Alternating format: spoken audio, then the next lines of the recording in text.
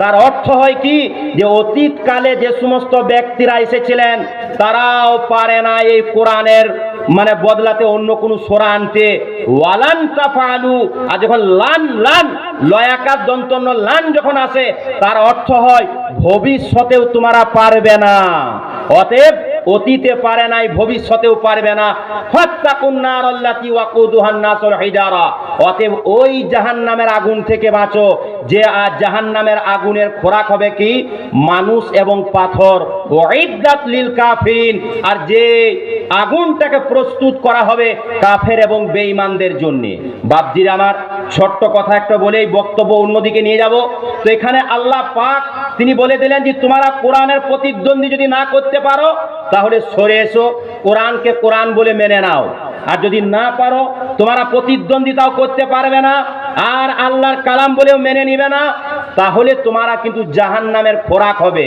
তো ফাত্তাকুন নার আল্লাতী ওয়াকুদুহান নাস ওয়াল হিজারা, মানুষ আল্লাহর কালামকে কালাম বলে মানে নাই, তাদেরকে জাহান্নামে নিক্ষেপ করা হবে। ঠিক আছে, পাথরকে কেন নিক্ষেপ করা হবে? তার কারণ কি? দেখবেন আমরা অনেক নেতা নেত্রীর ফোন নম্বর নিয়ে রাখি, আমি নিজে রাখি, কে রাখে আমি জানি না, কোনো নেতার নাম করছি না, শুধু উপমা দেওয়ার জন্য বলছি। কেননা রাত বিরেত অনেক জায়গাতে গাড়ি ঘোড়া নিয়ে যায়, হয়তো কাগজ কলমের ঠিক নাই কিংবা হেলমেট নাই, যদি পুলিশে আমাকে আক্রমণ করে, যারা পরিষেবা দেওয়ার জন্য আমাদের আছে, পয়সা পেলে পরিষেবা না হলে নাই, কথা বুঝতে পারলেন? পয়সা পেলে পরিষেবা না হলে নাই। তো সেই সময়ে এখন থানা পুলিশ কোর্ট কাছারি যেখানেই বলুন, বলে রাজনীতির পাওয়ার হলো সব থেকে বড় পাওয়ার, বলে কি বলে না? সেই জন্য আমার চাচা যে নেতা, তার ফোন নম্বর নিয়ে রাখি, যে চাচা যদি কখনো বিপদে পড়ি তো তুমি খালি উদ্ধার করো, বলি কি বলি না? তো যে সমস্ত মানুষকে আজকে নেতা বলে মনে করেছিলাম যে আমি যদি বিপদের সম্মুখীন হয়, বিপদের দিনে আমাকে উদ্ধার করবে, আল্লাহ পাক তিনি বলছেন বান্দারে ও নেতাই তো বাঁচতে পারবে না, তোকে বাঁচাবে কোথা থেকে? এই জন্য যে সমস্ত আমি ইঙ্গিতে বললাম যারা ওই সমস্ত পুজো আজা করে তাদেরকে আল্লাহ বলছেন নিজেই বাঁচবে না, অতএব তোমাকে কি করে বাঁচাবে? অতএব বাপজিরা, এতক্ষণ পর্যন্ত যে কথাবার্তা আমি বললাম এর সারাংশ দাঁড়াইলো কি, যে মানুষরূপী যে গাড়ি আমাকে এবং আপনাকে আল্লাহ পাক তিনি সৃষ্টি করেছেন, এর জন্য একটা গাইড বুক দিয়েছেন। দিয়েছেন কি দেন নাই? তার নাম হলো কি কোরআনুল হাকিম, কোরআনুল মাজিদ। এই কোরআন অনুযায়ী আমি এবং আপনি যদি জীবন যাপন করতে পারি তাহলে কিন্তু ইহলৌকিক জগৎ এবং পারলৌকিক জগৎ উভয় জগতই আমার আপনার জন্য শান্তিময় এবং সুখময় হবে। কিন্তু আমরা কি মনে করি জানেন? কোরআনটা হলে আর মলে, তার অর্থ কি? আমার হয়তো বিয়ে হয়েছে মাত্র 9 বছর, এই প্রান্ত থেকে দক্ষিণ প্রান্ত পর্যন্ত ব্যাঙ্গালোর ভেলোর সমস্ত জায়গা দেখানোর পরে আল্লাহর ইচ্ছা ছিল একটা কবিরাজের মাধ্যম দিয়ে আমার স্ত্রী প্রেগনেন্সি হয়ে গেছেন, নিয়ে 9 বছর পরে যখন বাচ্চা হয় তখন আমার মা কি বলে, ওরে আল্লাহ তোর মুখ তুলে তাকিয়েছে, লে 10টাই মঙ্গলকোট মাদ্রাসার ছাত্রকে দাওয়াত করে দে, আর 5টা এলাকার মৌলবীকেও বলে দে। তার বাচ্চা হলে পরে কোরআন। আর একটা কি, আমার আব্বা মারা গেছেন এজন্য মঙ্গলকোটে ঝাড় দাও, 80, 90, 100 যা ছাত্র আছে অ্যাডভান্স দাওয়াত দিয়ে দাও, সকাল থেকে নিয়ে সন্ধ্যা পর্যন্ত। তাহলে হলে আর মলে। কিন্তু বাপজিরে আমার, কোরআন মরার জন্য নয়, কোরআন জীবদ্দশায় দরকার। কোরআন আপনার সমস্ত নীতিমালার নাম হলো কোরআন। রাজনীতি, ধর্মনীতি, সমাজনীতি, বিবাহ নীতি, ব্যবসা নীতি, সমস্ত নীতিমালার নাম হলো কোরআন। আর আমরা শুধু মনে করছি কি, বাচ্চা হলে পরে কোরআন, আর আমার আপনার বাপ চাচা মারা গেলে তাদেরকে কবরের আযাব মাফ করানোর জন্য কোরআন।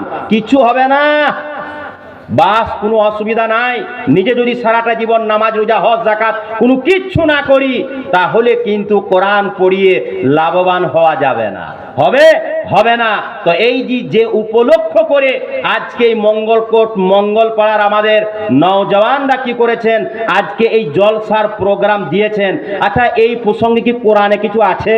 কোরআনকে যদি জিজ্ঞাসা করা হয় যে মুহররম সম্পর্কে কোরআন কি বলছে, আল্লাহ তাবারাক তাআলা তিনি পবিত্র কালামুল্লাহর মধ্যে বলছেন, বিসমিল্লাহির রহমানির রহিম, ইন্না ইদ্দাতাশ শুহুরি ইনদাল্লাহি 12 শাহরান ফি কিতাবিল্লাহ ওয়া মিনহা আরবাআতুন হুরুম। আল্লাহ পাক তিনি বলছেন, নিঃসন্দেহে আল্লাহর কাছে মাসের গণনা হলো কটা? 12টা। আল্লাহর কিতাবের মধ্যে আছে ওয়ামিনহা আরবাআতুন হুরুম, আর এই 12টা মাসের মধ্যে 4টে মাস হলো সম্মানীয় মাস। ওয়ামিনহা আরবাআতুন হুরুম, এই আল্লাহর তাহলে কি বোঝা গেল? কোরআন কি বলছে? এই যে মাস, এটা বৎসরকে গণনা করার জন্য, অতএব বাৎসরিক 12টা মাস এটা আল্লাহর কিতাব বলছেন। আর এই 12টা মাসের মধ্যে 4টে মাস হলো কি সম্মানীয় মাস। এই মাসটার নাম কি? মুহাররামুল হারাম। আজকে আমরা বাঙালি মানুষ, বাংলা দিক থেকে নববর্ষ প্রথম মাসের নাম কি? জ্যৈষ্ঠ মাস, না কি দাদা? কি মাস গো? এ বাপ, একটা কথা ছোট করে জিজ্ঞেস করছি, বলছি আমরা বীরভূমে মানুষ তো, আপনারা বর্ধমান, সব দিক থেকে আগিয়ে, বলছি আমার কথাটা আপনারা বুঝতে পারছেন তো? পাচ্ছেন তো?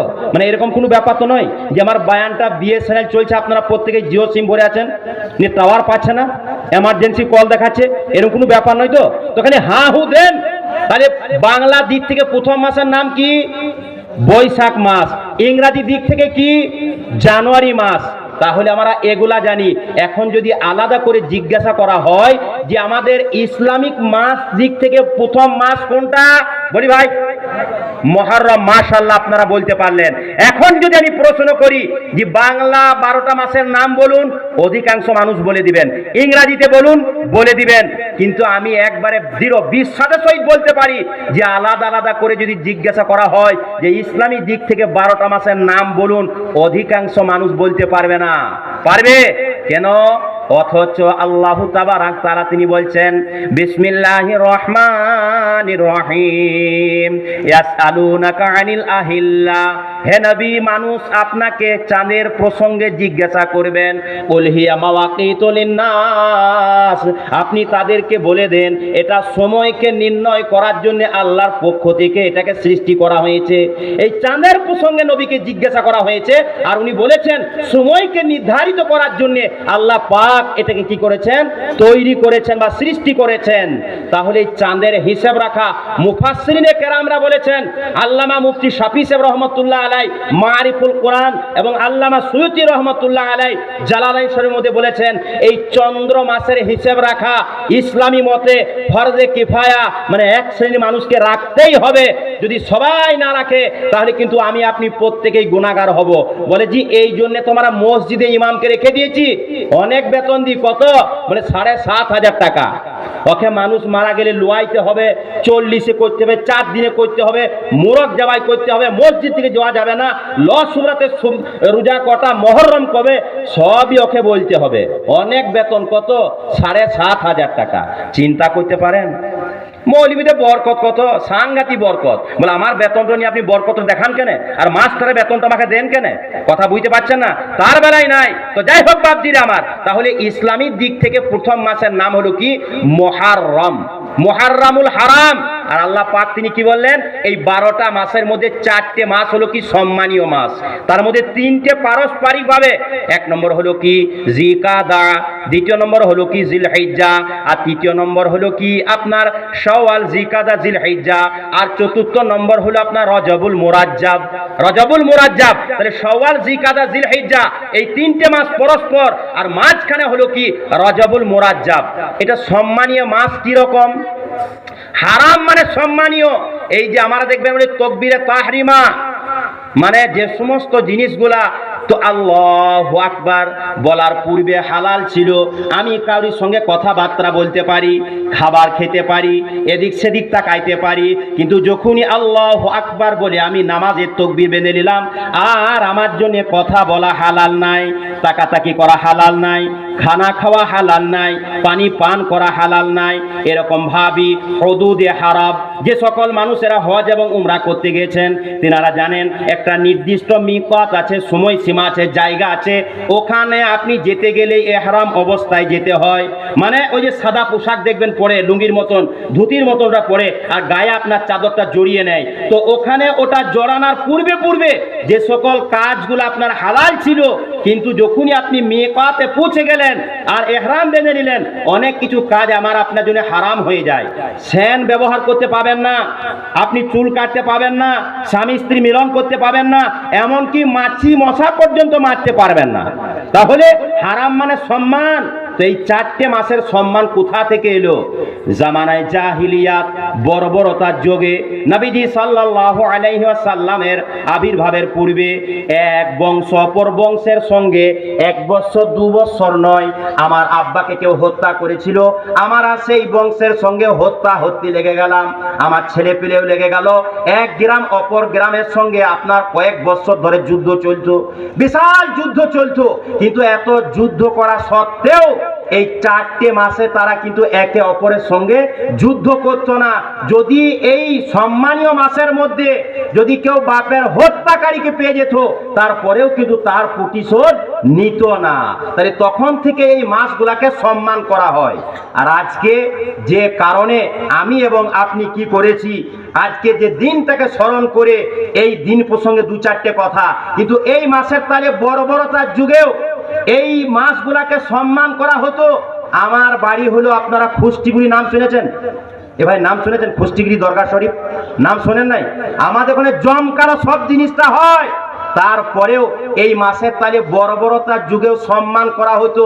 আর আজকালকার দিনে এই মহররমকে কেন্দ্র করে এক গ্রামের সঙ্গে অপর গ্রাম কার মিছিল আগে যাবে, কে পরে যাবে, আমার গ্রাম হে কেন ঢুকলি, এরকম নানা রকমের কুকথাকে নিয়ে একে অপরের সঙ্গে মারামারি হানাহানি করা হয় কি হয় না? তাহলে আমাদের থেকে ওই বর্বর যুগে যে সমস্ত ব্যক্তিরা ছিল তারাই মনে হয় ভালো ছিল। বাপজিরা আমার, এই মহররম সম্পর্কে আমার আপনার করণীয় কি? নবীজি সাল্লাল্লাহু আলাইহি ওয়াসাল্লাম তিনি যখন মক্কা থেকে মদিনায় গেলেন, ওখানে যাওয়ার পরে দেখলেন ইহুদি যারা নবী হযরতে মূসা আলাইহিস সালাতু ওয়াস সালামের অনুগামী, তিনারা দেখলেন 10ই মুহররম কি করছেন? রোজা রাখছেন। তো নবীজি সাল্লাল্লাহু আলাইহি ওয়াসাল্লাম তিনি বললেন যে এরা কেন রোজা রাখছে? বলছে এই দিনে হযরতে মূসা আলাইহিস সালাতু ওয়াস সালাম ফিরাউনের কবল থেকে পরিত্রাণ পেয়েছিলেন, তাই আল্লাহর শুকরিয়া আদায় করার জন্য এই দিনে উনি রোজা রাখছেন। উনি রোজা রেখেছেন, তাই উনার অনুগামীরাও রোজা রাখছেন। আল্লাহ রাসূল সাল্লাল্লাহু আলাইহি ওয়াসাল্লাম তিনি বললেন খালিফুল ইয়াহুদ, তোমরা ইহুদিদের বিরোধিতা করো।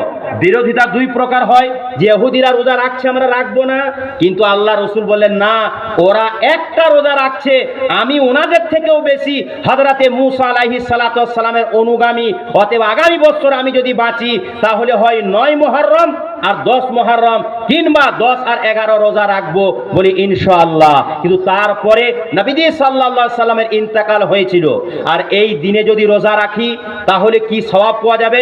এই প্রসঙ্গে আল্লাহ রাসূল তিনি বলেছেন, এই মুহররমের রোজাকে কেন্দ্র করে হযরতে আবু হুরায়রা রাদিয়াল্লাহু তাআলা আনহু তিনি বর্ণনা করছেন, আফজালুস সিয়ামি বা'দা রমাদান শাহরুল্লাহিল মুহররম, যে আল্লাহর নিকটে রমজানের পরে পরে সর্বাধিক উত্তম রোজা হলো কি? মুহররমের রোজা। আর এই মুহররমের রোজা কেউ যদি রাখে, মুফাসসিরিনে কেরামরা বলেছেন, মুহাদ্দিসরা বলেছেন, বিগত 1 বছরের ছোট ছোট গুনাহ ক্ষমা হয়ে যাবে, বলি সুবহানাল্লাহ। বাপজিরা আমার, তাহলে 2টো দিন রোজা আমি আপনি যদি রাখতে পারি, আমার বিগত 1 বছরের অনেক গুনাহ মাফ হয়ে যাবে। আমরা রাখবো ইনশাআল্লাহ, বলি ইনশাআল্লাহ। কিন্তু যে সমস্ত কাজকর্ম আমার আপনার আজকে করণীয় নয়, বর্জনীয়, সেগুলো আমরা করে থাকি, করি কি করি না? আল্লাহ রসুল সাল্লাল্লাহু আরবিতে একটা প্রবাদ বাক্য আছে, আল ইনসানু হারিসুম মা মুনিআ, মানুষ ওই জিনিসে বেশি লোভী যে জিনিস থেকে তাকে বিরত রাখা হয়েছে। আজকে মুহররম উপলক্ষে রোজা রাখতে বলা হলো, কোরআনে কারিমের তেলাওয়াত করতে বলা হলো, ইস্তিগফার করতে বলা হলো।